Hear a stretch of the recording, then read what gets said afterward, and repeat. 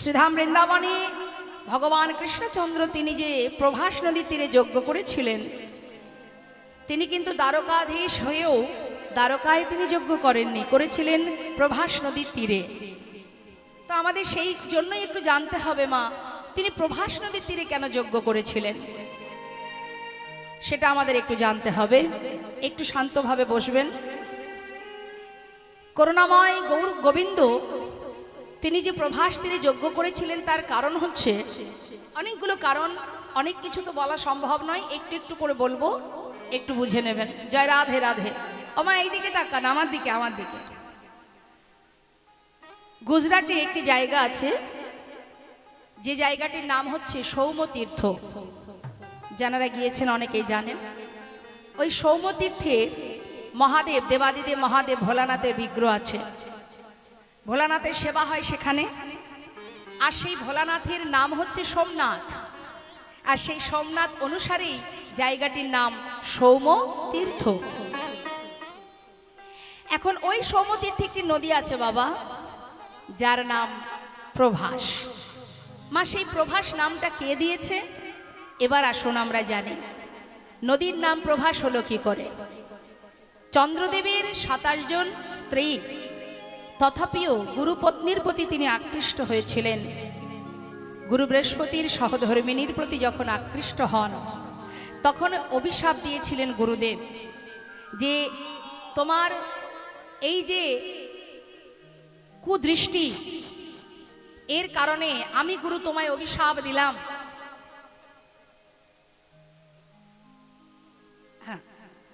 আমি অভিশাপ দিচ্ছি যে তোমার ক্ষয় রোগ হবে। মানে এক একদিন এক একটা করা কলা ক্ষয় হতে হতে একদিন তুমি শেষ হয়ে যাবে। তো মাগো, গুরু বাক্য কখনো ব্যর্থ হয় না। যেই না বাবা অভিশাপ দিয়েছে, অভিশাপ পাবার পর চন্দ্রদেবীর এক একটি করে কলা ক্ষয় হতে শুরু হয়ে গেছে। দেখতে দেখতে কলা ক্ষয় হতে হতে 27 জন রমণী তারা চিন্তা করছেন, স্বামী তো প্রাণ হারাতে বসেছে, স্বামীর প্রাণ ফিরে পাবো কি করে। তখন তারা সবাই মিলে চললেন কৈলাসে দেবাদিদেব মহাদেবের কাছে। নিতাই গৌর হরি বল। মহাদেব সুন্দর পরিবেশ, কৈলাস পর্বতের উপর নির্জন শান্ত পরিবেশে ধ্যানে মগ্ন 27 জন রমণী। এবার একটু বলি মা, এই 27 জন রমণী মহাদেবের সম্পর্কে কি হয়? কি শালিকা। এখন মহাদেব দূর থেকে মহাদেবকে দেখে চিৎকার করে ডাকছে, জামাই বাবু, ও জামাই বাবু, ও জামাই বাবু। এখন এতজন শালি যখন চিৎকার করে ডাকছে, মহাদেব ভাবছে বাবা এত এত শালির চিৎকার শোনা যাচ্ছে, জামাই বাবু বলে ডাকছে। হ্যাঁ, এত শালি আছে জানতাম না। হ্যাঁ, তা কি ব্যাপার? কৈলাসে পর্বতে বসে ধ্যানে মগ্ন, এখানেও কি আমার শান্তি নেই? এখানেও এত ভিড়, কি ব্যাপার? কি হয়েছে? বিপদে পড়েছি। সে তো জানি, বিপদে না পড়লে কি আর কেউ আমার কাছে আসে? তা কি হয়েছে? আমাদের পতি প্রাণ হারাতে বসেছে, পতির প্রাণ ফিরে পেতে চাই। আরে আচ্ছা, এক কাজ করো, আমার মাথায় যে গঙ্গা আছে, এই গঙ্গার মধ্যে স্বামীর একটি কলাও যদি বেঁচে থাকে, সেই একটি কলা এই গঙ্গার মধ্যে রেখে দাও। এটা হচ্ছে অভিশাপ প্রুফ। এর মধ্যে থাকলে কোনো অভিশাপই আর কাজ করবে না। এর মধ্যে রেখে তোমরা সবাই মিলে চলে যাও গুরুর কাছে, তার চরণ ধরে নিজের পতির অপরাধ দূরীভূত করে ক্ষমা প্রার্থনা করো। যেই না বলেছে মা, সঙ্গে সঙ্গে স্বামীর একটি কলা বেঁচে ছিল, সেই চন্দ্রদেব একটি কলা নিজের ভোলানাথের মাথায় রেখে, দেখবেন ভোলানাথের মাথায় একটা কলা থাকে চাঁদের, মাথায় রেখে চললেন 27 জন রমণী মহাদেবের কাছে, গুরুদেবের কাছে, বৃহস্পতি গুরুদেবের কাছে। গুরুদেব বললেন, দেখো মা, তোমরা তো কোনো অপরাধ করনি। বলছে গুরুদেব, আমরা পতিহারা এই জীবন কেমনে সইব? আমাদের সম্মান, মান, মর্যাদা, নারীত্ব কে রক্ষা করবে? তো যদি কৃপা করে আমার পতির প্রাণ ফিরিয়ে দেন, তবে হয়তো আমরা রক্ষা পাবো। তখন গুরুদেব বললেন, মা, যদি একটা কলাও বেঁচে থাকতো, আমি কোনো উপায় তোমাদের দিতে পারতাম, আর তো কিছু করার নেই। তখন সকলে বলে উঠলেন, গুরুদেব আপনি উপায় তো বলুন। যদি বেঁচে থাকে ফিরে তো পাবো। বেশ, একটা কলাও যদি বেঁচে থাকে তোমার স্বামীকে নিয়ে ওই নদীতে, সৌমতীর্থী যে নদী, ওই নদীতে স্নান করালে সে আবার পুনর্জন্ম পূর্ণজ্যোতি ফিরে পাবে। সঙ্গে সঙ্গে সেই একটি কলা নিয়ে যখন স্নানই করিয়েছে মা, সঙ্গে সঙ্গে পূর্ণজ্যোতি ফিরে পেলেন। আর জ্যোতি ফিরে পাওয়ার পর সন্তুষ্ট হয়ে চন্দ্রদেব বললেন, ওরে আজ যে উপকার আমার করেছিস, পুনরায় আবার পূর্ণজ্যোতি ফিরে পেয়েছি আমি, তাই আজ থেকে তোর আশীর্বাদ স্বরূপ নাম দিলাম, তোর নাম প্রভাস। প্রভা যুক্ত আশ, মানে পূর্ণজ্যোতি আবার আমি ফিরে পেয়েছি, তাই আজ থেকে তোর নাম প্রভাস। হরি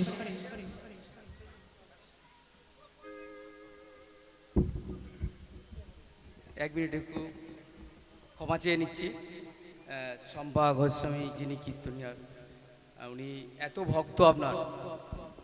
আমি এই জন্য এই যে এত সুন্দর একটা কীর্তনের যে অনুষ্ঠিত হচ্ছে, এত সুন্দর যে এখানে মঞ্চ এবং এত ভক্ত আপনার, এটা পুরো সেজে উঠেছে আমাদের আন্দুলগুড়িয়া গ্রামের সমস্ত মেয়েদের উদ্যোগে, মায়েদের উদ্যোগে। তারা সকলে মিলে এত সুন্দর আয়োজন করেছে, তার জন্য আমি আন্দুলগুড়ি মায়েদের, মেয়েদের যারা এত সুন্দর এ করেছে তাদেরকে আমি ধন্যবাদ জানাই। এবং এটা একটা এমন একটা জায়গা ছিল, সেটা আমরা আন্দুলগুড়ি গ্রাম এবং সকলেই জানেন। সেই জায়গা থেকে আজকের কীর্তনের, আজকের এখানে যে পালা গান প্রতি বছরের তরে এবছরও এই মেয়েদের উদ্যোগে, মায়েদের উদ্যোগে যে এত সুন্দর অনুষ্ঠান, আমরা অত্যন্ত তাদেরকে ধন্যবাদ জানাই, খুশি। তার সাথে সাথে বলবো, এখানে একটা রাধা গোবিন্দর মন্দির শুরু হয়েছে এবছরে। যেভাবে মায়েরা আগিয়ে এসছেন আন্দুলগড়িয়ার মেয়েদের উদ্যোগে, যখন এত বড় একটা কীর্তন পালা গান, আপনার এত ভক্ত, এই মন্দিরটা যাতে, মহাপ্রভুর মন্দিরটা যাতে সকলে মিলে, এই মেয়েরা, মায়েরা এবং সকল যে সমস্ত গুরুজন ব্যক্তিরা, পিতৃতুলরা যারা আজকের এখানে উপস্থিত হয়েছেন, আমি প্রত্যেককে গুরুজনদেরকে প্রণাম, শ্রদ্ধা এবং তাদের ভালোবাসা জানিয়ে এই মন্দিরটা যাতে আমরা করতে পারি, সকলকে এগিয়ে আসার জন্য এই অনুরোধ রেখে আমি বলবো, আপনাদের সহযোগিতা যেন আমরা পাই, আপনাদের ভালোবাসা, আপনাদের আশীর্বাদ যেন আমরা পাই। আর এবং যখন মন্দিরটা এবছরে শুরু করেছি, এই মন্দিরটা যাতে সকলে এগিয়ে এসে আমরা তাড়াতাড়ি এই মন্দিরটাকে আমরা শেষ করতে পারি। ধন্যবাদ সকলকে, সকলে ভালো থাকবেন, গুরুজনদের আশীর্বাদ যেন আমরা সবসময় পাই। হরি বল, হরি বল।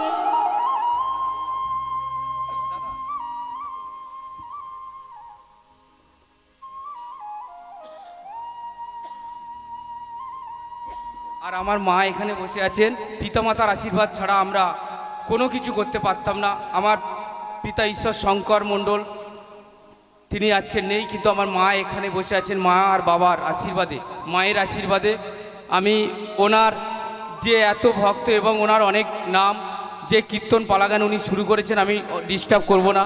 আমি আমার মায়ের তরফ থেকে আমি 2000 টাকা আমি ওনাকে খুশি করে আমি উপহার তুলে দিলাম। হরি বল, হরি বল।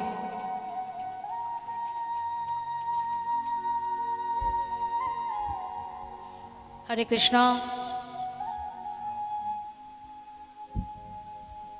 সবার প্রথমে একটা কথা বলি, আমার মায়ের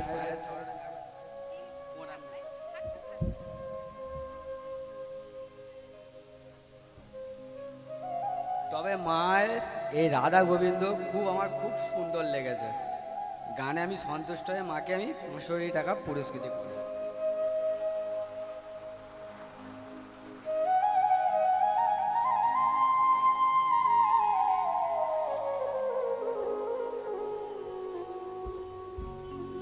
জয় রাধে, রাধের সামনে তাই গৌর হরি বল। ভালো লাগলো যে আপনাদের এখানে রাধা মাধবের মন্দির নির্মাণ হচ্ছে। তো হ্যাঁ, কথা বলো। তো আমি কি আর বলবো, আমিও আপনাদের মতো একজন সাধারণ মানুষ। চলার পথে 5 জনকে নিয়ে চলতে গেলে অনেক রকম সমস্যার সম্মুখীন পার করতে হয়। তো আজ খুশি মনে যে ভাই এই মহতী হরিবাসরে আপনাদের মতো ভক্ত সমাগমের সম্মুখে দাঁড়িয়ে আমাকে যে অর্থটা দিয়েছে আপনাদের এই এলাকায়, এই পাড়াতে বিশেষ করে আমার মায়েদের অক্লান্ত পরিশ্রম, গোবিন্দ সেবার তরে নিজেকে সঁপে দেওয়া এই নিবেদন, আমি খুশি হয়ে এই দান আমি আপনাদের হাতেই তুলে দিলাম। নিতাই হরি গৌর, হরি বল, বল, হরি হরি বল। বল। তো আসুন মা, একজন আসুন, এসে একটু, ও আচ্ছা বাবার হাতে দিলে হবে তো, ঠিক আছে।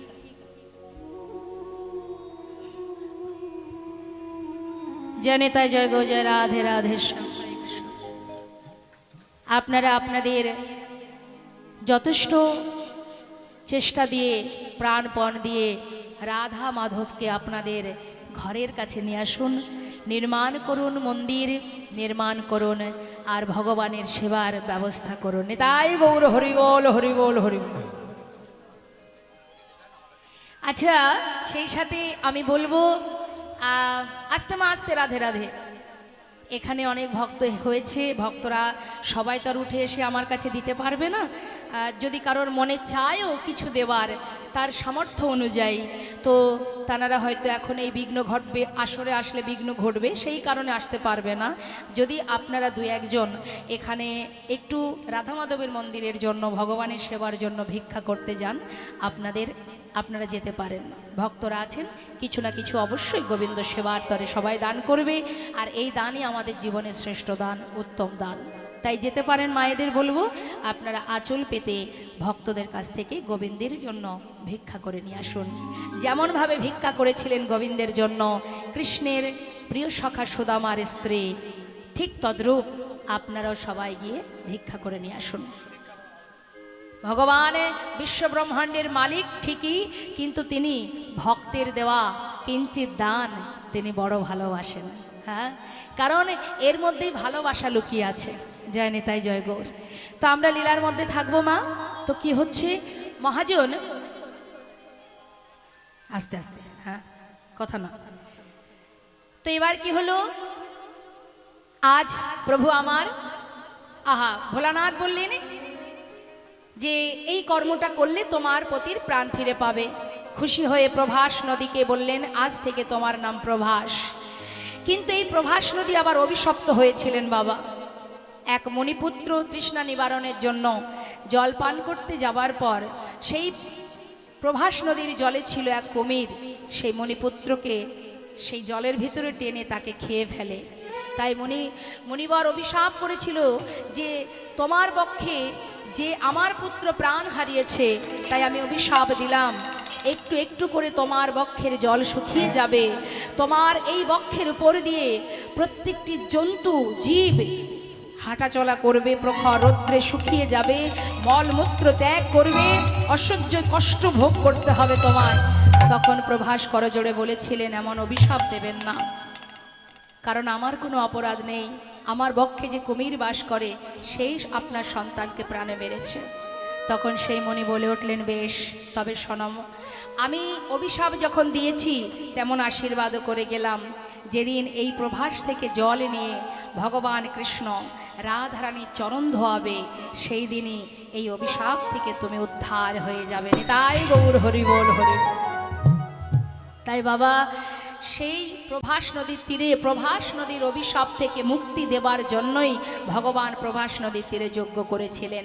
কিন্তু এটাই যদি শুধু কারণ তা বাবা নয়, একটু চলে যাব মহাভারতে, সেখানেও কিছু কিছু কারণ তো আছেই। তো সেই কারণগুলো কি মা? যজ্ঞ সম্পূর্ণ, যুদ্ধ সম্পূর্ণ হবার পর ওই হস্তিনাপুরের রাজা হয়েছিলেন ধর্মরাজ যুধিষ্ঠির। রাজা হবার পর খুশি মনে ভগবান কৃষ্ণচন্দ্র তিনি রথে বসে কুন্তি পিসিমাকে ডাকলেন, পিসিমা বিদায় নেব, এবার অনুমতি করো, আমি যাত্রা করি, চলে যাই। তোমার ছেলে হস্তিনাপুরে রাজা, জীবনের সকল কষ্ট তোমার দূর হয়ে গেছে, আর তো কোনো দুঃখ নেই পিসিমা, তাই এবার আমি যাই। কুন্তি পিসিমা অবাক দৃষ্টিতে তাকিয়ে ভাবছে, এমন কথা কোনোদিন তো কৃষ্ণ বলে না, আজ কেন বলছে? যাই কথার অর্থ সে আর আসবে না, তবে কি আজ চলে গেলে আর কখনো আসবে না? আমরা আমাদের পরিবারের কোনো ব্যক্তি যদি যাওয়ার পথে ভুল করে বলে যাই, আমরা গুরুজনরা বলি, বাবা বল আসি, কুন্তী পিসিমা ভাবতে লাগলেন, যাই কেন বলল কৃষ্ণ। পিসিমা, বিদায় নেবার আগে আমি তোমায় বর দেব, তুমি যা চাইবে আজকে সেই বর পাবে, বলো কি চাই। কুন্তী পিসিমা বলে উঠলেন, কৃষ্ণ তুমি আমায় বর দিয়ে যাবে? বেশ, এতদিন আমার দুঃখ ছিল, কষ্ট ছিল, বনে জঙ্গলে 5 পুত্রকে নিয়ে কাটিয়েছি আমি, তুমি তাদের সঙ্গে বন্ধুর মতো ছিলে, সহায় ছিলে তুমি তাদের। আজ সমস্ত দুঃখের অবসান ঘটে গেছে, আমার জীবনে, আমার সন্তানদের জীবনে আর কোনো দুঃখ নেই, সুখের কিনারা, সুখের নাগাল পেয়েছি, তাই তুমি চলে যেতে চাইছো। কৃষ্ণ, যদি চলেই যেতে চাও, তোমাকে ধরে রাখার ক্ষমতা কি আর আমার আছে? তবে যাওয়ার আগে যদি বর দেবে, তবে এই বরে দিয়ে যাও। এই পৃথিবীতে আর যে কটা দিন ধরাতে আছি, এই জগৎ মাঝারে যত আছে আর দুঃখ, কষ্ট, যন্ত্রণা, বেদনা, সেইটুকু আমাকে দিয়ে যাও। কারণ কষ্ট ছিল বলেই তুমি ছিলে, কষ্টের অবসান ঘটেছে বলেই তুমি চলে যাচ্ছ। দাও কৃষ্ণ, বিদায় নেবার আগে আর যত দুঃখ আছে আমায় দিয়ে যাও। পাশে দাঁড়িয়ে ভীম বলছে, মা এ কি চাইছো তুমি? সারা জীবন কষ্ট করেও তোমার কি স্বাদ মেটেনি মা? মা বললেন, ওরে ভীম, কষ্টের মধ্যে যদি কৃষ্ণকে কাছে পাওয়া যায়, সে কষ্ট তো আমার কষ্ট মনে হয় না। আজ যদি কৃষ্ণ হারাই হতে হয়, তবে এই প্রাসাদ, এই রাজ সিংহাসনের আমার কি বা প্রয়োজন? চাই না আমি এমন সুখ, চাই না আমি এমন রাজত্ব, এমন রাজা, যে সুখে কৃষ্ণ শূন্য হতে হয়। যুধিষ্ঠির, নেমে আয় বাবা। যে সিংহাসনে বসলে চিরতরে কৃষ্ণ হারা হতে হবে, সেই সিংহাসন পরিত্যাগ করে নিচে নেমে আয়। যেমন করে বনে বনে জীবন কাটিয়েছি, তেমন করেই আবার বাকি দিন কাটিয়ে দেব। ভগবান কৃষ্ণ পিসিমার ভক্তি ভালোবাসায় রথ থেকে নেমে এসে পিসিমাকে বুকে জড়িয়ে ধরেছে। পিসিমা, পিসিমা, আমি বুঝতে পারিনি পিসিমা, তুমি আমাকে এত ভালোবাসো। আমার জন্য রাজ সিংহাসন পরিত্যাগ করবে পিসিমা?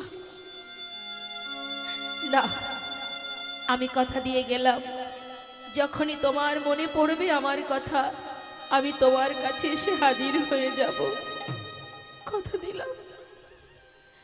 কুন্তী পিসিমাকে সান্ত্বনা দিয়ে ভগবান রথে উঠে যাচ্ছেন বাবা। হঠাৎ পিছন থেকে আর এক অভাগিনী মা চিৎকার করে ডাকছে, মাধব, মাধব, একটু দাঁড়াও মাধব। চলে যাবার আগে একবার পিছন ফিরে দেখো আমি কে, চিনতে পারো কিনা? মাধব, ভালো করে চিনতে পারছো আমায়? আমি কে দেখো, আমি সেই মা, এক নয় দুই নয়, শতপুত্র হারা জননী আমি, অভাগিনী কাঙালিনী। আজ পথে পথে কাঁদছি আমি, সন্তানের শোকে কাতর আমি, এর জন্য শুধু দায়ী তুমি। তুমি আমাকে সন্তান হারা করেছো, মা বলে ডাকার একটা দ্বীপ তুমি রাখনি, কুরু বংশ ধ্বংস করেছো, তোমার কারণেই হয়েছে। তুমি না চাইলে কখনো এমন যুদ্ধ হতো না।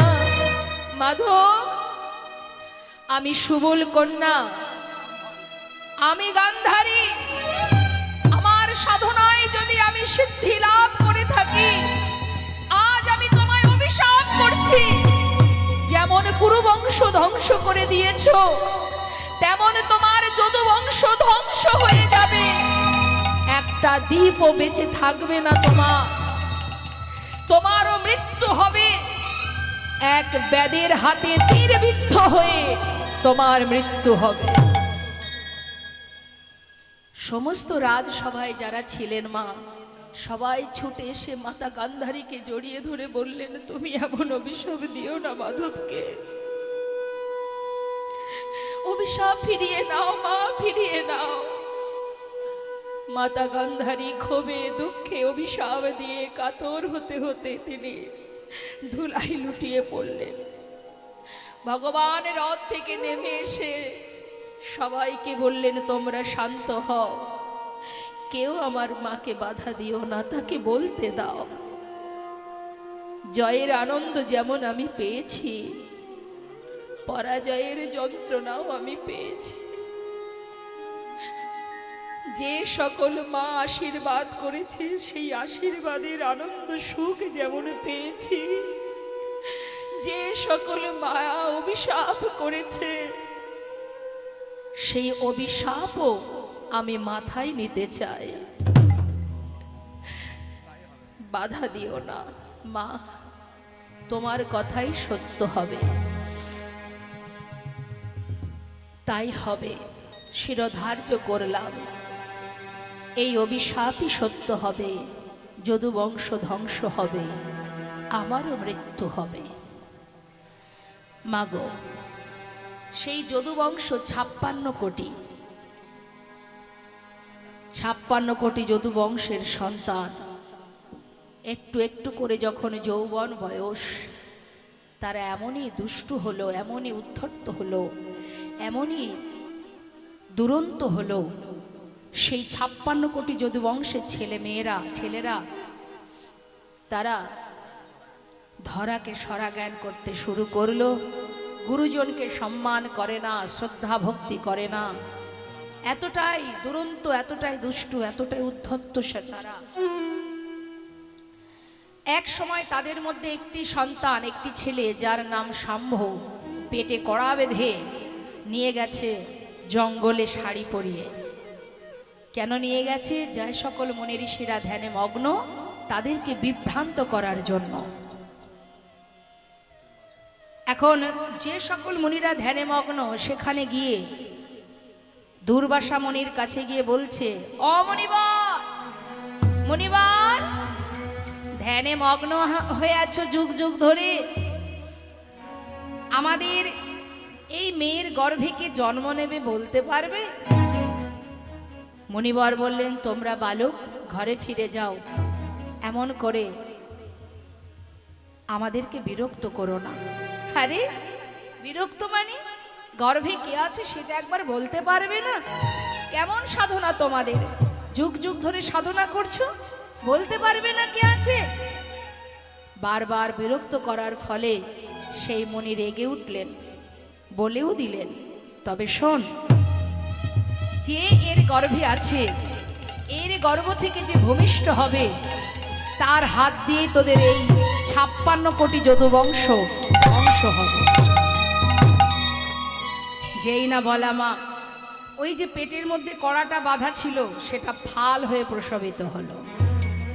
ফাল হাতে করে নিয়ে গোবিন্দের কাছে এসে দাঁড়ালেন। ভগবান বললেন, সেই ফালটা দেখেই তার মনে পড়ে গেল সব পূর্বের অভিশাপের কথা। সঙ্গে সঙ্গে ফালটা নিয়ে প্রভু বললেন, গোবিন্দ বললেন, বালক তোমরা কাজ করো, প্রভাস নদীর তীরে পাথরে ঘষে ঘষে এটাকে শেষ করে দাও। যেই না বলা, সমস্ত বালকেরা সেই ফালটা নিয়ে প্রভাস নদীর তীরে পাথরে ঘষছে। যত ঘষছে তত ফেনা বাহির হচ্ছে, আর ওই ফেনাগুলো যখনই নদীর ধার বরাবর যাচ্ছে, তত নল খাগড়ার গাছ তৈরি হচ্ছে। আর এদিকে ফালটা ঘষতে ঘষতে আর যখন এতটুকু বাকি আছে, ভাবছি এটা দিয়ে আর কি হবে, সেটাকে জলের মধ্যে ফেলে দিয়েছে। আর যেই না ফেলে দিয়েছে সেই ফালটা কুড়িয়ে খেয়েছে কে? জলের মধ্যে থেকে এক মাছ, বোয়াল মাছ, রাঘব বোয়াল। রাঘব বোয়াল মাছটাকে গিলে খেয়েছে, ওই ফালটাকে। এদিকে ধীবরেরা জাল পেতে মাছ ধরতে গিয়ে ওই রাঘব বোয়াল মাছটাকে পায়। কর্তন করা মাত্রই ওই ফালের যে টুকরোটা পেটের ভিতর থেকে বাইরে বেরিয়ে আসে। আর যেই না বাইরে বেরিয়ে আসে ওই ফালটাকে নিয়ে ধীবরেরা আর কি করবে, সেটাকে দূরে জঙ্গলে ছুঁড়ে ফেলে দেয়। সেখান থেকে কুড়িয়ে পায় জরা নামের এক ব্যাধ। এই জরা নামের ব্যাধকে বালিপুত্র অঙ্গদ। কারণ তার পিতাকে যখন প্রাণে মারে প্রভু রামচন্দ্র মা সীতাকে উদ্ধার করতে গিয়ে, অঙ্গদ কিন্তু জানতো না। তাই অঙ্গদ প্রভুকে মা সীতার উদ্ধারের জন্য বিভিন্নভাবে প্রভুকে সহযোগিতা করেছিলেন বলে প্রভু খুশি হয়ে বলেছিলেন, অঙ্গদ তুমি যেভাবে আমাকে সেবা করেছো আমি তোমার সেবায় সন্তুষ্ট, তুমি বর চাও। তখন অঙ্গদ বলেছিলেন, প্রভু যদি তুমি বর দিতে চাও এই বরই দাও, যে আমার পিতাকে পিছন থেকে তীর মেরে হত্যা করেছে আমি যেন তাকে তীর মেরে হত্যা করতে পারি। সেই অঙ্গদে কিন্তু দাপর যুগে জরা নামের ব্যাধ। আর সেই ব্যাধ, তার কাজ কি? ব্যাধের কাজ হলো পাখি মারা।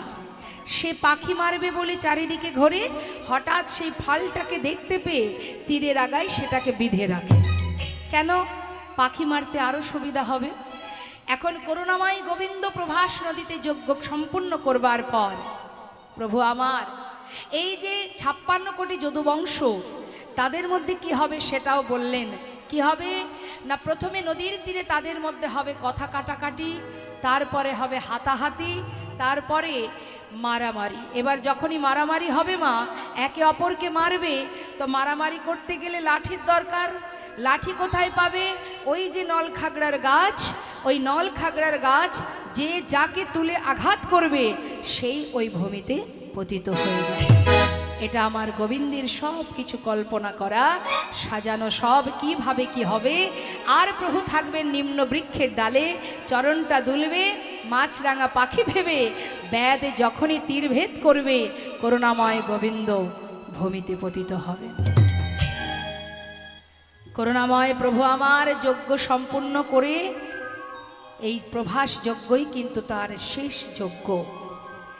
তাই আজ বাবা গোবিন্দ আমার দ্বারকায় রাজা হয়ে বসে আছেন, আর এদিকে বৃন্দাবনে কৃষ্ণ বিরহিণী সমস্ত ব্রজবাসিনী ব্রজবাসীগণ তারা সবাই কৃষ্ণ বিরহে কাঁদছে। মা যশোমতী আজ নয়, কৃষ্ণকে কাছে পাওয়ার থেকেই তার যন্ত্রণা। যখনই কিনা গোপালকে পেল, সঙ্গে সঙ্গে কংস একের পর এক দিন অগাসুর বগাসুর একে ওকে তাকে পাঠিয়ে কৃষ্ণকে প্রাণে মারার চেষ্টা। আবার সেখান থেকে রথ পাঠিয়ে দিল ক্রুরকে দিয়ে, কানাই বলাইকে ধরে নিয়ে যাওয়ার জন্য প্রাণে মারবে। চিন্তা করুন, ভগবানকে পুত্ররূপে কাছে পেয়েও মা কখনো কিন্তু কোনোদিন শান্তি পাননি। সেখান থেকে ভগবান কংসকে বধ করে মাতা পিতাকে উদ্ধার করে সবাইকে মুক্ত করে গুরু কাছ হতে শিক্ষা গ্রহণ করে গিয়েছিলেন দ্বারকায়। তাই আজ প্রভু আমার চলে যাওয়ার পর বৃন্দাবনের কি অবস্থা আমরা একটা পদের মধ্যে শ্রবণ করব। প্রেমময়ী রাধা রানী সুন্দর করে কৃষ্ণ রূপ অঙ্কিত করছেন, অর্থাৎ চলিত ভাষায় যাকে আমরা বলবো ভগবান কৃষ্ণের ছবি আঁকছে রাধা রানী। কিভাবে ছবি আঁকছে পদাবলিতে শুনবো। আজ চোখের জলে মাটি ভিজিয়ে রাধারানী চিত্র অঙ্কন করছে। এখানে অনেকেই আছেন চিত্র অঙ্কন করেন, কে আছেন একবার হাত তুলে দেখান। ছবি আঁকতে পারে ভালো? মানুষের